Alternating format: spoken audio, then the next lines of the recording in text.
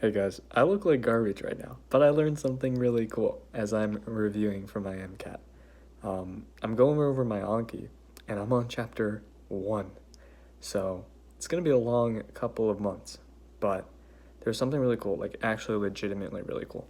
And to lock in, I'm locking in right now on this explanation, but essentially, there was this idea of like a photon, because when your electron moves from a higher energy level or energy shell to a lower energy shell, it's releasing energy in the form of a photon, and those photons can be used to identify the type of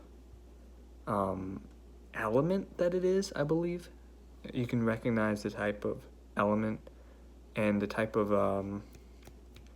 the type of element, because the difference in energy levels and the amount of energy in that photon is different in different cases. But that's not the interesting thing.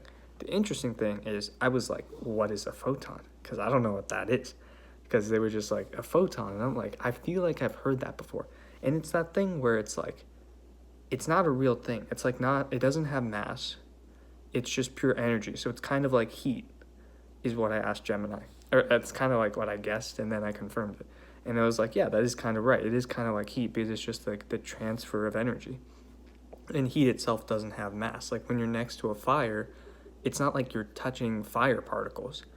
You're just getting heat by like radiation. So it's kind of like a wave, but there are other cases where it's kind of like, for a photon, where it's kind of like a particle and it can actually hit stuff, which is kind of weird. But then I was like, so like, actually, I didn't say this, but it came up on the AI thing, and I was like, oh, that's crazy, is because it, on Einstein's equation thing, which I don't remember this equation at all. I learned it sometime a long time back when I did physics, and it was E equals mc squared, right? So the energy is equal to the mass times the speed of light squared, and I was like, well, a photon doesn't have mass.